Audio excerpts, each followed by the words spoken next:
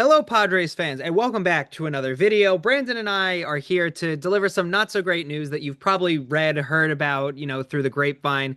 Dylan Cease has left the Padres to go over, of course, to Toronto, and it kind of puts the Padres in a really tough position of what comes next for the pitching staff. I mean, we've talked about this at multitude of, we had the feeling that Dylan Cease was probably not going to stay with the Padres, but we talked about it before of, we need pitchers. I mean, Dylan Yeah. Cease was incredible in 2025. And what happens with incredible players is they probably aren't going to stay with your team, is what we've learned in the MLB years. Because yeah, the MLB is pretty cheap. So with that, it bars the question: what happens from here for the Padres? And Brandon, I'm going to open up that question to you. Where do we go from here now that Dylan Cease has gone over to Toronto? Yeah, it's obviously it's sort of the question of the offseason for the Padres. Cease and Michael King being the other major free agent. Obviously, Yu Darvish had elbow surgery. He's going to miss the entire season next year. So it just puts San Diego in a really tough spot because I mean you have Nick Pivetta at at the top of the rotation. Hopefully he can continue his late career breakout. Because if he doesn't, I mean then the Padres are really without a frontline starting pitcher. But after that, it's Joe Musgrove, who has been great in the past, but he's coming off his own Tommy John surgery. Didn't pitch at all in 2025. Randy Vasquez is an okay innings eater, but he's never had the overpowering stuff you want.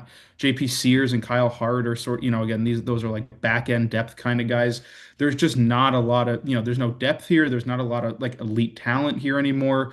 It's going to put the Padres in a tough spot. Again, I maintain the fact that it's always been most likely, given like the budget constraints and the potential sale of the franchise, that the team was going to have to go the trade route again to get in to bring in another big starting pitcher. But obviously, as we know from the trade deadline, when they traded all these top prospects for Mason Miller and Ramon Laureano and all these different guys, the Padres farm system's really weak right now. So it's a question of, is there even the depth within the organization to bring in another guy like Dylan Cease, like when they traded for him a couple of years ago, or Michael King when they got him in the Juan Soto trade a couple of years ago? So, obviously Michael King could still re-sign. That would be a huge boon for the team in 2026 and beyond. But yeah, I mean, as things stand right now, I think the Cease move was expected, him leaving, but it's obviously a huge blow for this franchise because you got to replace some really elite production going forward. Yeah, and look, it's like you said, there's the possibility of maybe getting a trade to happen.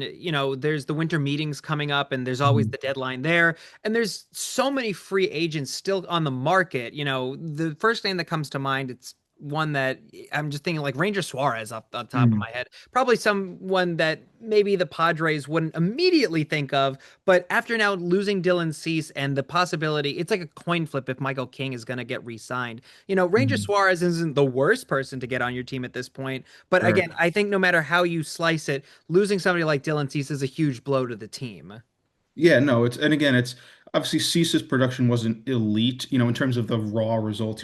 He had a 4.55 ERA in 2025. Obviously, the expected stats were a lot better. He was still striking a ton of guys out. I mean, he struck out nearly 30% of hitters in each of the past 2 years. He's a true ace, and obviously the Blue Jays are going to benefit from having him. Again, there's genuine questions about signing, a 30-year-old guy to a $200 million contract, especially for the Padres, who have a bunch of 30-year-old guys on contracts that big. So, again, it's not a surprising thing. It's just, yeah, again, this is just sort of what it's been building to the last couple years. When they traded for Cease a couple years ago, again, they got King as well. Again, these last couple years with Mike Schilt at the helm were really sort of the all-in years, it felt like.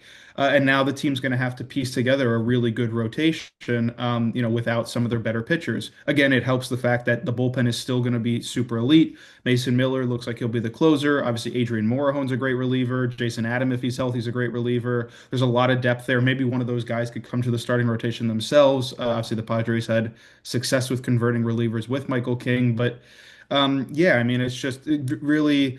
I guess the big benefit here is that, the Padres will get a compensatory pick because Cease was attached to the qualifying offer, but that's it. And it's going to take some real AJ Preller magic to piece together the kind of rotation that the Padres need to compete with the Dodgers in the NL West. Yeah, it's an interesting time, as always, to be a Padres fan, after, coming off of the World Series playoff run. And of course, I don't want to say we saw this coming, but like we said in many videos before this, we didn't think the Padres were going to shell out this kind of money for Cease, and I'm not surprised that Toronto, out of any team in the MLB, was the Mhm. people that were going to do it. But as always, we'd love to hear your thoughts in the comments below.